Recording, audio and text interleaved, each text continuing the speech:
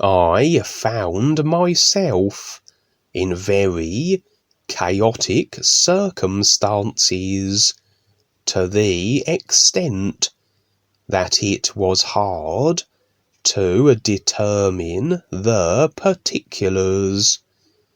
It was an outside setting, and everything seemed to be in a state of collapse. It was as though everything were fragmenting, as if the scene were folding in on itself, and contained less data, less information to render it as something that made sense to the eyes, like a computer game scene that hasn't enough memory to effect it into a clear visual environment.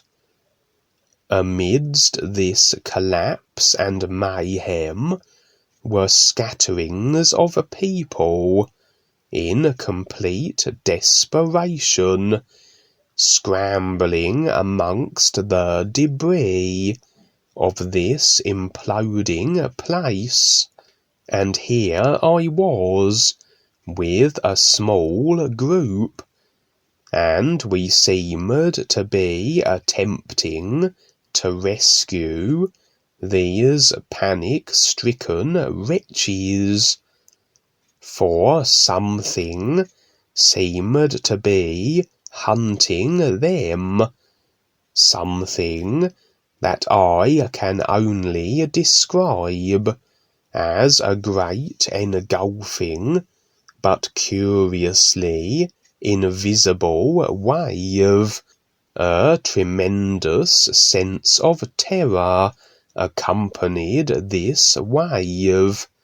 It was as though it embodied all the greatest fears in the created consciousness, that this overwhelming fear was somehow made manifest as this unseen menace, for whatever it touched, it appeared to absorb.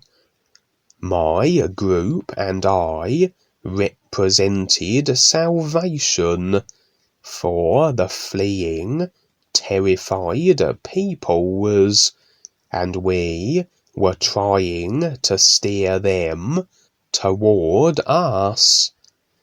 We were standing beside a kind of staircase that led upwards to our right, and all the time we were here in this location, we were in great peril also.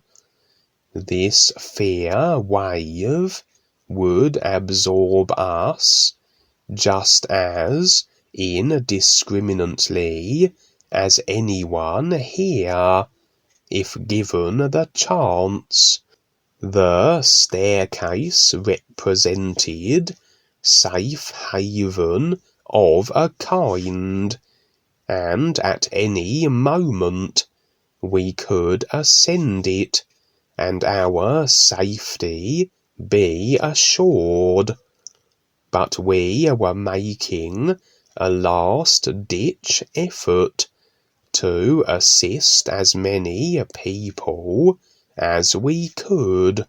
Evidently, what we were looking at here was the final, tumultuous wave of desolation that spells the implosion of the simulator, I would say, and its essence was one of pure fear, the overriding created emotion at this cataclysmic final act, and so it was as though consciousness was constricting to the point that it was absorbing itself, displayed here as this absorption wave, assimilating the people that still lingered in the simulator, and this staircase was the escape option made available for those who had the recognition to do so. And here we were, at the very end, still trying to assist these people to assist themselves, beckoning them toward our staircase. But the recognition required to ensure their extraction fell on their shoulders. Seems it was a precarious, last-ditch effort, that doing what we were at this final hour ran the risk of us getting caught in it too. I guess that to be here amidst the fear and panic could very well infect us also, if we allowed it. We could be swept up in the emotions of it all, step out of our real awareness and get absorbed too. We had to maintain a steady nowness indifference to the circumstances. During this mayhem, there were 3 women present also, all dressed in white, and each possessing of a mighty awareness. I had the impression they were guides, and that they were also the 3 women that had featured in another experience I had recently had. They were maintaining a presence here also, to the bitter end it seems, and were speaking of how they would continue to support Duane. They spoke of how he had represented always, and even at this late hour, the only lifeline available for extrication from this simulator, now in its death throes. Also, I seemed to be documenting these final simulator scenes, kind of making videos and data streams of them. There was a point where my recordings began, and everything prior to that was damaged, unwatchable, like old frayed film footage, all part of the implosion, I suppose, almost as though these final moments were being recorded for future use, maybe as warnings and demonstrations to be displayed and to impress on individuals how everything eventually in the simulator-based realities always end in such a fashion. Duane provides a view. The fragmenting is the things which have been created, and these are the things that are needed for people to relate to. But this stuff has become old and outdated, etc. There was an individual that we know here who has gone back to the considerations that Paul created. One of the things that Paul talked about was contemplation. Contemplation works to a certain point, but it is a consideration. It is more of a personal mental setup to consider.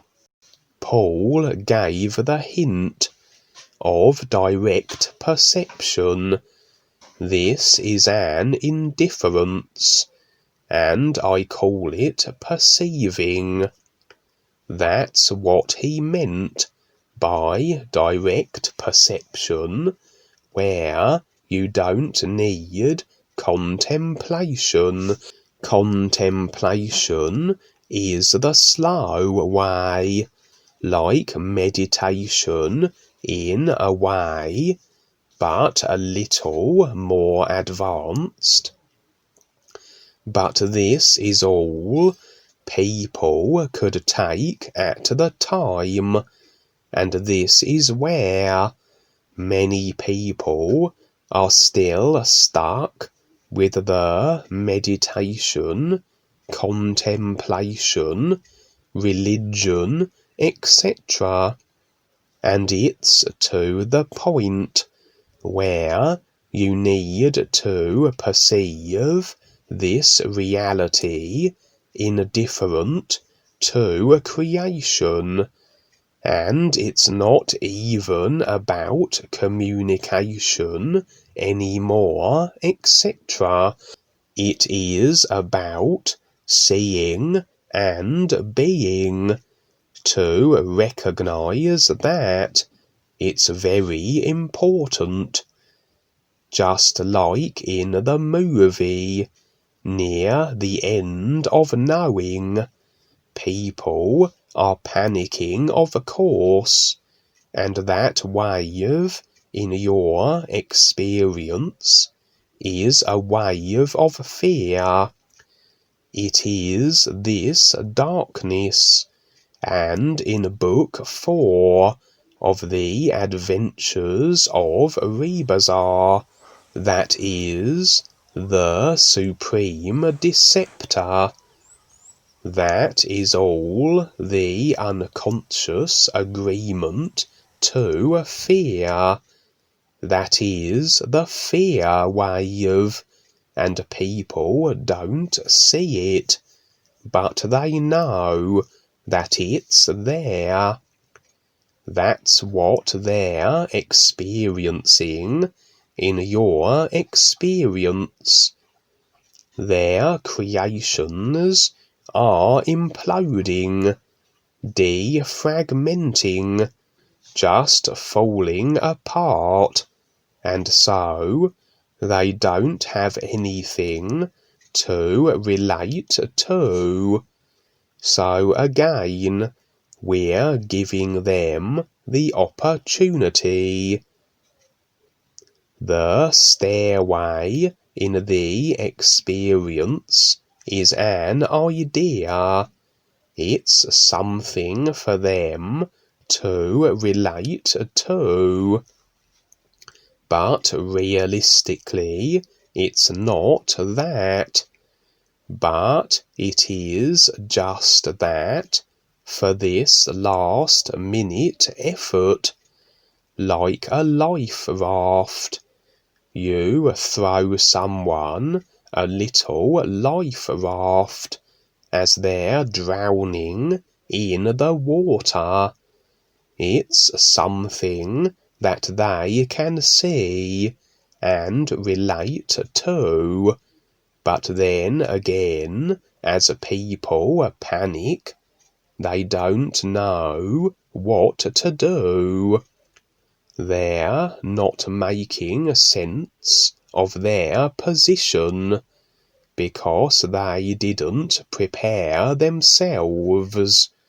And this is like where in the military, this is what's good about boot camp and such, because the individual is prepared for the unknown and the next step, and society isn't prepared, and that's purposely done too.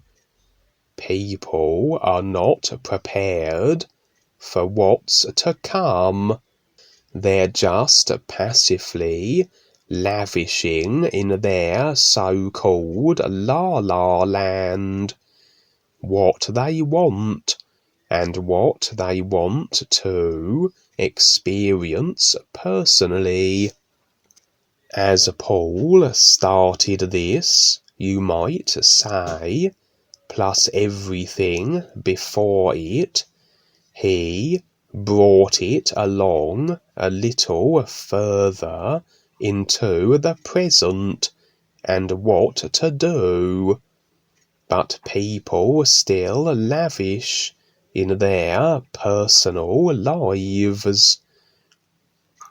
They're thinking that it's all mental, personal, the spiritual path, and all these things. None of it works. You have to learn to perceive this reality. But the staircase is there for people that will kind of make the effort, and as they start to step up, they will start to see a little more. They will start to get above it a little bit, but they have to decide, because that becomes the unknown to them, and actually the fear is so present in everything that fear is familiar, and fear becomes the relationship to where you're afraid to let go of the fear. It becomes like that, and this is where we are at. So again, you see it here. You see it in the systems. People want their so-called freedoms. They don't want to wear the masks, etc., but they're afraid not to. So they depend upon fear. That's their relationship. So, until they see and recognize something else, like what we're presenting here, they won't. They have to take the risk. It's always taking the risk to perceive what is indifferent to all of this, and at the same time be able to relate to it and compare the two, like night and day. we are at least giving people a chance, because this invisible darkness wave is everywhere. It's so agreed upon, and it is through everything. And this is where things are falling apart, and the dark forces, the cabal, the reptilians, all these individuals that are super evil, they're trying to do everything they can, but they will be caught up in it too, and they see that, and so some of them are stepping up. That experience you were shown, that was shown through all of creation, so everybody is seeing that. Mainly unconsciously they're seeing it, but with the reptilians, it's right in their face. Give them a few moments, but this is what's happening. That is shown everywhere. It's at every real side theatre available. Actually, it's everywhere. In the skies, everywhere. Also, the 3 women in your experience represent the is in creation.